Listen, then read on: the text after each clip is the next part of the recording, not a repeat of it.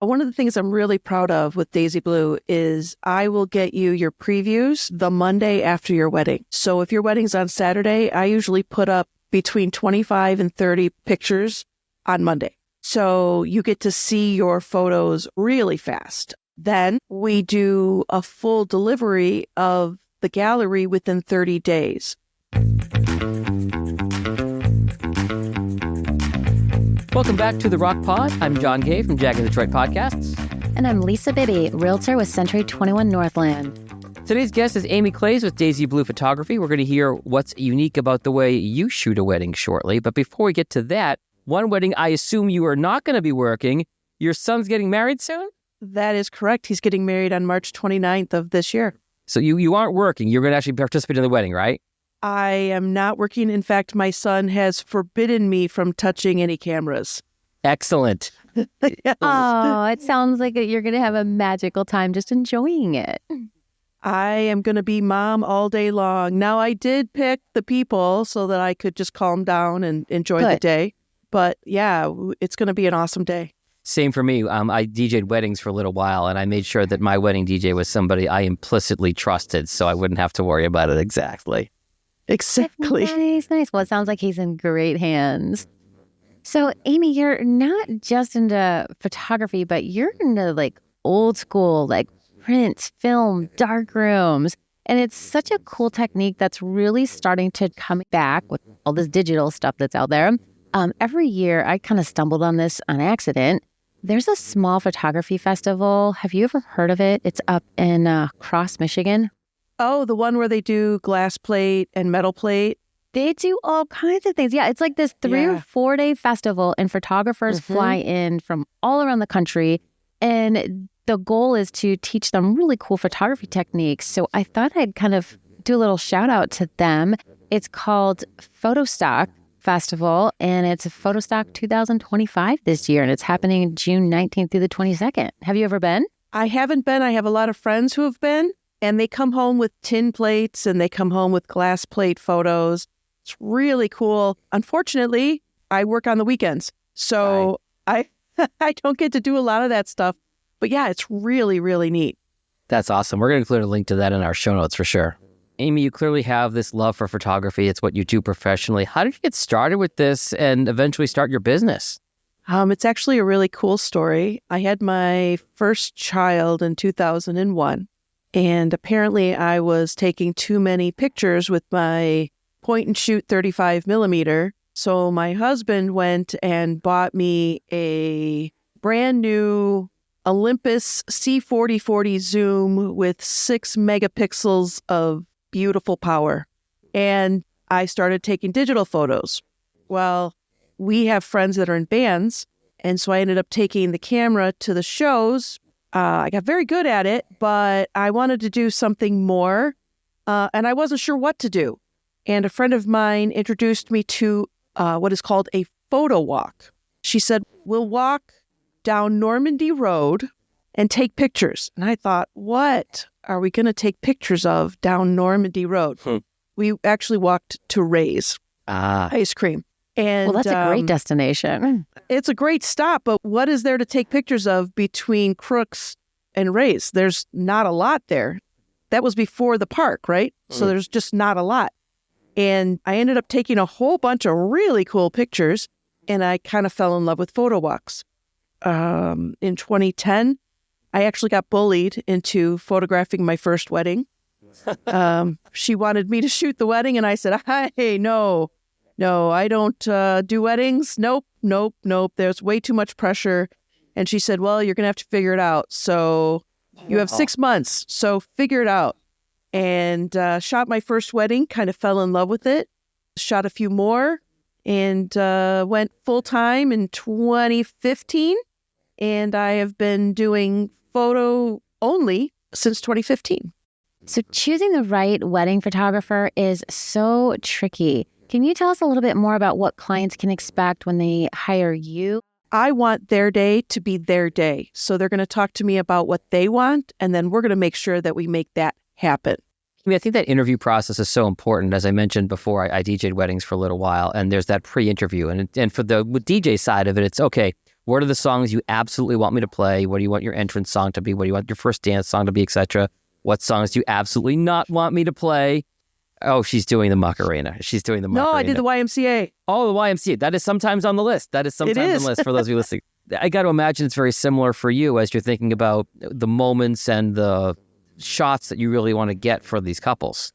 Absolutely. During the first consultation, we build them a very high-level timeline. Mm-hmm. So it's going to take about this long to do this. It's going to take about this long to do this. Because people don't understand how much extra time it takes to get ready for a wedding. Plus, add your 10 best friends. So everything takes a little bit longer to do. So giving them that very high-level timeline at the consultation, they find very, very helpful. Then, about 2 months before the wedding, they fill out a form. It tells me where they're going to be, what's important, all of that information, right? And then we get on the phone and we nail it all down. We find the details of every single part of the day. What are the important parts of getting ready? What's happening during your ceremony? What's happening after the ceremony? Are you cutting the cake when you come in? How much time do we have to take pictures? And then we build the timeline around that. And I always leave a little bit of room for things to go wrong so that we have time to pick those things back up. That's basically how we do it. It's all about the timeline, and it's all about hearing what's important and moving forward with that. So, Amy, I know offline we had talked about what your turnaround time is and how quickly you can get images to the clients. So what is your turnaround time? One of the things I'm really proud of with Daisy Blue is I will get you your previews the Monday after your wedding.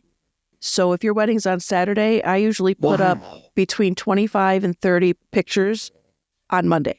So you get to see your photos really fast. Then we do a full delivery of the gallery within 30 days. But we don't just send a link and say, good luck. We actually get together. We go through all of the photos together. So what's really nice for me is I get to see that they like them, which helps my little artist ego. Yeah. But after we're done with that, we build their album together. So they get to pick what they want. They're not waiting. We're doing it all in one meeting. So my clients are getting their deliverables. So they're getting all of the gallery by 30 days and usually their album within about 60 days of their wedding. When most people are delivering the galleries, my clients have everything. Holy cow, that is unheard of in this industry. It's pretty great. One of the specialty things that I offer is film photography. And I like to say that my personality is basically photography. When people say, well, what do you do for a living? And I say, well, I'm a photographer. And they say, well, what do you do for fun? And I say, I take pictures. In addition to the fast turnaround time, Amy, I know you've really got a special thing you offer for your clients. One of my favorite things to do is to be in the darkroom. So I offer a package with film photography, and I do it a little bit differently than other companies do it. A lot of people are starting to jump back into film, and what they're doing is taking a roll or two of film, digitizing it, and then delivering it with their regular gallery. I am providing a film print that's hand printed in the darkroom by me. And it is an art print. It is done the old-fashioned way where you're rocking a tray like you see on TV. Yeah. And it's something that not a lot of people have or even have the option to get anymore. And my people love it. My clients absolutely love it. So as a realtor, we often take on numerous roles, including babysitter, therapist, etc. I imagine on a wedding day that you do so much more than just act as a photographer. So what are some of the roles that you take on? I think the biggest role I take on that isn't photography is protector. There's always somebody at a wedding that we all have that cousin. We all have that aunt. And I'm going to make sure that my bride or my groom, usually it's a bride, doesn't get bogged down with that. And what's interesting is instead of just coming up and taking them away or being gruff or anything like that, I'll come up and I'll be the dumb photographer and be like, oh my gosh, bride, I totally forgot to get that picture of your headdress. I'm so sorry. I'm so sorry to interrupt. Can you come with me real quick? And she'll be right back. And then I take her by the hand and we scoot out of the way. So I take the fall. I'm the bad guy, quote unquote, without being a bad guy, which works. I've saved a couple of brides that way. I'm sure when you guys go over that detailed, timelines and where they're going to be, they might suggest, hey, if so-and-so comes up and spends more than 30 seconds with me, grab me. Time bandits, we call them, time bandits. Yes. And it happens. It happens. Worse than that, there are times when someone is actively mean to the bride. Oh. Wait, what? What kind of weddings are you going to? Well, everything happens at weddings. Yeah. Everything happens at weddings. So I've had instances where, the mom was just mean. And I've had to clear a room, but I do the same thing. I say, this room is so small. I have to get a picture of the bride by herself, and there's mirrors everywhere. I'm just going to need everyone to step out for a moment so I can get this photo of the bride. And then everybody steps out. The bride's sitting there trying not to cry. And she's like, okay, what would you like me to do? And I'm like, breathe. I want you to breathe. I cleared the room for you. And then we get her calmed down and we start rolling again. It's all about the bride having a great day. And I'm going to do whatever it is I can do to make sure that happens. Sometimes it's saving them. Sometimes it's holding their dress. Sometimes it's holding an umbrella. Sometimes it's making sure they have water or they actually sit down and eat. I'm going to do whatever I need to do to make sure their day is perfect, including whatever that means, because every wedding is different. Some folks have a day of planner and they will be at the venue in charge of everything. A lot of times that role will fall to one of the vendors, the photographer, the DJ, etc., where you kind of have to take charge and say, okay, this has got to run on time. I'm going to need this. I'm going to need that. And then other duties as assigned. This, in theory, is the most important day of somebody's life. And it requires a certain level of attention to detail and customer service. And you are exhibiting that in spades here, Amy. Well, thank you. Thank you very much. I hope to. That's the goal, right? Do you only do weddings or do you any other kind of photography as well? I only market to weddings. However, I also do real estate photography, and I am published in an architectural book called Detroit Modern, and it's mid-century modern homes in Detroit from 1935 to 1985. I think 85% of the photos in the book were mine. It was very cool. It was very cool to do. I'm obsessed with mid-century mod homes. It's pretty great. They just did a second release of the book, so it is on Amazon right now. What else do? I do seniors, but I don't really market to seniors anymore. When my kids were going through and the other parents knew who I was, I did a lot more. Now I'm getting the younger brothers and sisters, but I don't market to it, but I do people. At the end of the day, I do people and architecture. Confession, when you said seniors, I was thinking senior citizens and not realizing you meant senior portraits for high school. The number of people that think I mean senior citizens is not small. So yeah, I get that. So seniors in high school seniors. Got it. Where'd you get the name Daisy Blue? My company used to be called Amy Claeys Photography, and technically it still is. However, nobody could spell Claeys. Ah. So when I rebranded in 2022, I wanted to name it something with Daisy. On Amy Claeys Photography, my logo was Amy Claeys, and then under that it said photography, and then over the whole thing was a daisy, like a drooping kind of daisy. And I loved my daisy, but I was told by everyone that it wasn't nice enough. I needed something new. So I thought I'd stick with Daisy, but I would change my name so that people weren't having trouble spelling the name of my company any longer. And I just said Daisy this, Daisy something Daisy, this Daisy, that Daisy, Daisy this, Daisy that. And I came up with Daisy Blue. I felt like it flowed well. People call me Daisy Blue now, which is awesome. Mm-hmm. And yeah, that's how it was. Just I wanted to keep the daisy. I love daisies, and that's where we are. Awesome. So Amy, how long have you been a member with the Royal Oak Chamber? We'd love to find out what your experience is with them. I have been a member of the chamber for probably 8 or 9 years. Great. Actually, I am a volunteer at Royal Oak Youth Assistance, and Shelley, the president of a Royal Oak Chamber, is on that board. And she actually had me do her son's seniors. And then she said, I can't refer you until you join the chamber. So I joined the chamber, and it's been a really wonderful experience. I find that they're very helpful. If I have questions about business in general, they can answer those questions. I love the meet and greets. I will go to the ribbon cuttings because they're fun. Yeah. Yeah, I love the chamber. I think it's a really great resource for anybody who has a business in Royal Oak or even outside of Royal Oak. I try to find my vendors through the chamber.